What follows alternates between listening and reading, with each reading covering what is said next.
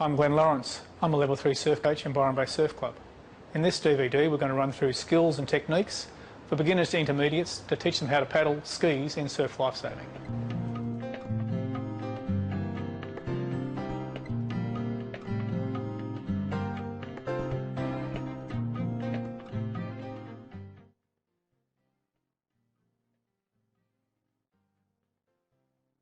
Look at him blowing it out. Look at the power of the man. Look at the body just flexing as he really just puts everything in to drive these skis. They go at a billion mile an hour, and now he's starting to chase the runs. Look at the speed.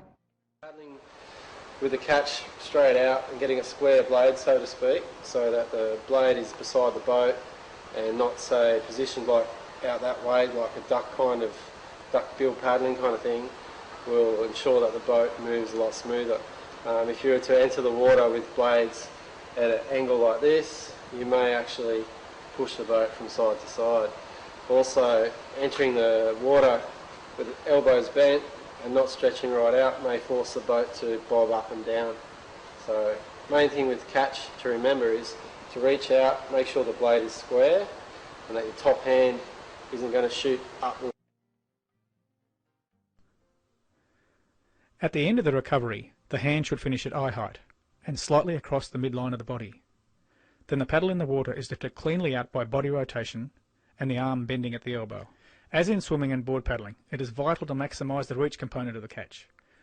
By leaning slightly forward and pointing the shoulder towards the front of the ski, it increases the reach, allowing the blade to enter the water well in front of the foot pedals. The closer the paddle can be kept vertical, the more efficient the stroke.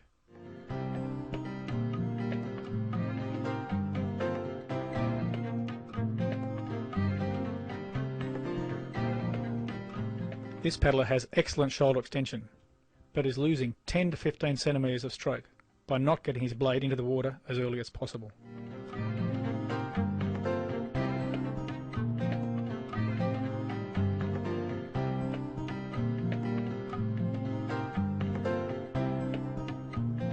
With the catch, as the left arm grabs the water, the left heel pushes down so that you can use all body twist to drive the ski through the water.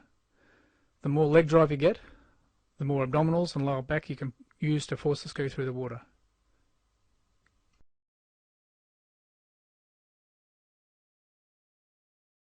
Pull through, which is basically the body of the stroke in the water. Your stroke after a good catch, you need to again follow the line of your boat along the side of the boat.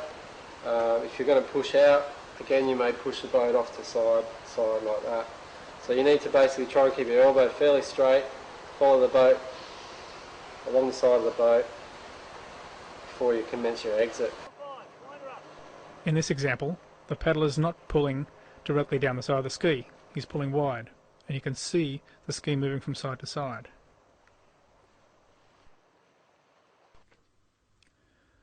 In the pull through, it's vital that you pull down straight beside the boat so all the force propels the ski forward, as in this example. Any sideways movement and you're losing a lot of your energy in the ski bouncing around. There's no doubt about that. He's not going to get the advantage. He's not far enough in front.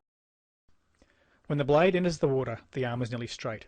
By locking the arm and not increasing the bend at the elbow, you're using the arms as a lever to transfer power from the body and legs. If you increase the elbow bend during the stroke, you are restricting the possible muscles providing power to the arms and the shoulders. Good recovery of a stroke which will help lead towards another stroke that should be good. A lot of people make the mistake of recovering with their shoulder. They pull the whole blade out of the water and lift up their shoulder and then their elbow and then set up their next stroke somewhere with their hand too far away from the head. The good thing to remember is after you pull through, the recovery should basically be a flick of the elbow and then you can lift the shoulder afterwards.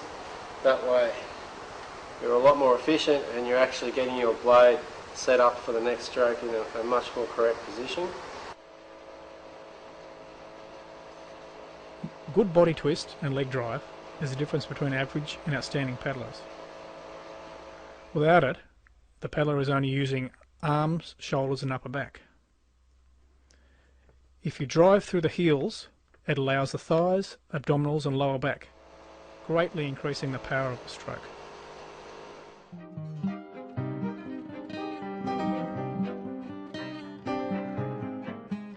Having good body twists allows the arm to exit the water smoothly. The hand pushes forward, and as the shoulders rotate, it allows maximum reach at the front of the stroke. Puts everything in to drive these skis. They go at a billion mile an hour, and now he's starting to chase the runs. Look at the speed.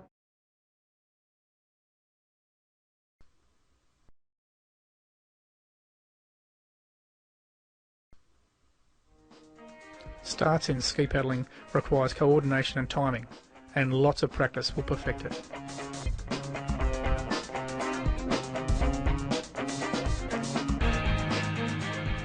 For a right-handed ski start, the right hand is positioned in the middle of the seat well with the palm resting on the ski and the fingers holding the paddle. The left hand is holding the ski in the middle of the footwell. Shoulders are over the top of the hands with the weight evenly distributed between the arms. The body is crouched over and legs are bent. Eyes are looking where the feet are going to finish, on the foot strap. The forward motion for the ski start comes from the leg drive. Never take your eyes off the foot straps as you jump in. As the start progresses, the right leg comes through the arms and the left leg goes on the outside of the ski. A ski start has a very high stroke rate. The catch position is unchanged, but the length of the stroke is shorter, with an earlier exit allowing for the higher rating. As the speed increases, the stroke gets longer. Ski as we get underway, and we'll begin to pick them up for you. One of them's been left to the start. As you can see in this race, the start is crucial. After 50 metres, there can be a 3 or 4 length difference between the leader and the back marker.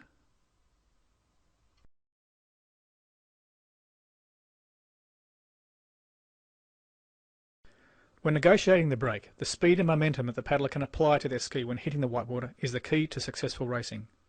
By paddling hard and timing the stroke so that there is a stroke just before the wave, then one right on top of the whitewater, the competitor can, with practice, lose very little speed on small to medium-sized waves. With larger waves, you have to lean right to the back of the ski to pull the nose up and over the whitewater, and then paddle over the top.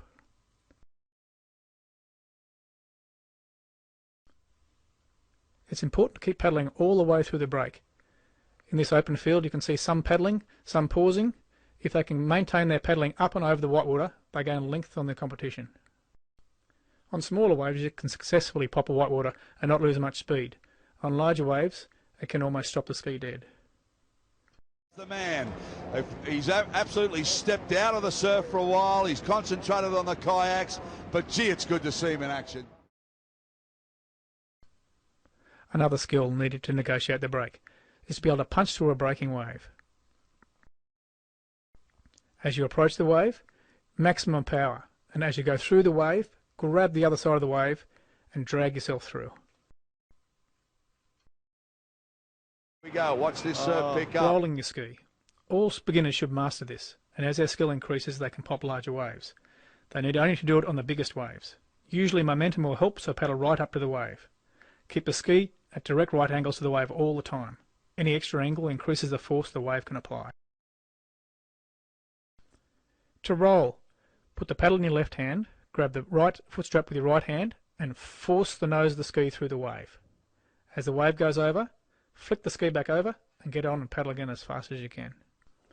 A good training drill is to practice rolling in flat water. The technique can be improved in small surf, but the timing and knowing when to roll, punch or pop can only be learnt by practicing in a larger surf.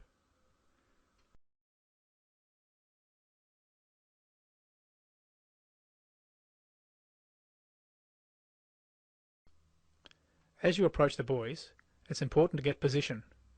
The inside run is obviously the most valuable. A lot of the best paddlers really put the power on 20 to 50 metres before the buoy to set themselves up for when they go around. The apex turn is the most acute angle turn, and there are often runners that can be caught from this point, so it is important that the right line is taken on the approach to the buoy. The skis should be at least at right angles to the beach, and preferably facing the beach a bit when you get round the can. By taking longer strokes on the outside and shorter strokes on the inside of the ski, a faster turn is possible. Every time the rudder is used, it slows the ski down, and as the ski nears the completion of the turn, the rudder pressure should be decreased to allow the ski to pick up speed again. The right line around the buoys should also allow for other competitors. as any clash slows both of their skis down. Julian Norton-Smith from Surfers Australian Kayak representative. There's probably 3 or 4 of them Australian Kayak representatives. This is where Clint will come into his own.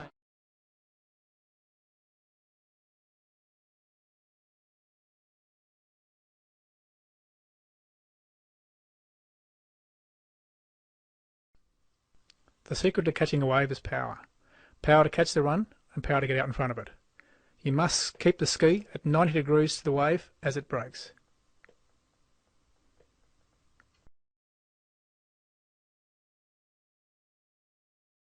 Title number 28, Clint Robinson. Will he hold it? Well, no one pulls a run like Clint Robinson. As you run down the wave, you have to time your sprint. It's important to get out in front of the wave so that the rudder still has purchase. As the white water picks up the back of the ski, you can lean back a little bit to maintain its effectiveness in the white water. Outside, big wave now.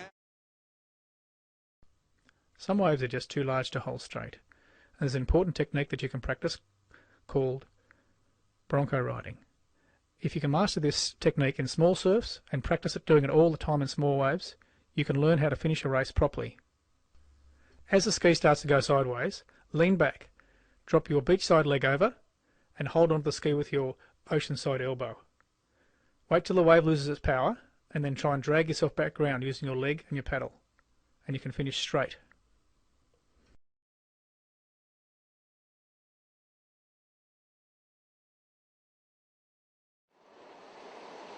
Shoemaker on the final wave. In finishing, there's 2 important factors. In this example, it's the timing of the sprint, using the run from the small wave to get out in front of the competitors. They're going to have to begin to paddle now anyway. It's a real paddle off. Now that is Houston. She's won. In this example, the race has been won by the position the girls take before they even get to the sprint finish. They're both going flat out, but one hasn't allowed for where the finishing flag is.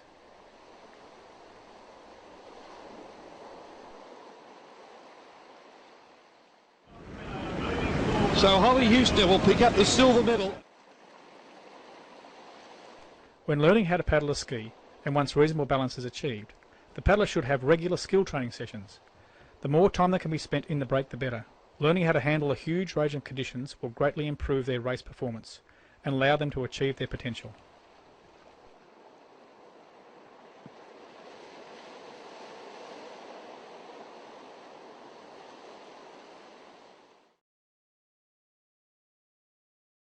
I'd just like to run through some features with you of the racing ski. One of the major issues is removing the bung when you come into the beach.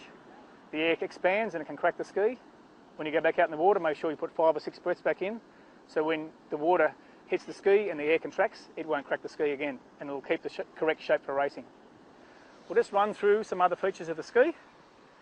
Before you go to a major carnival, always check to make sure there's nothing going to be damaged and let you down.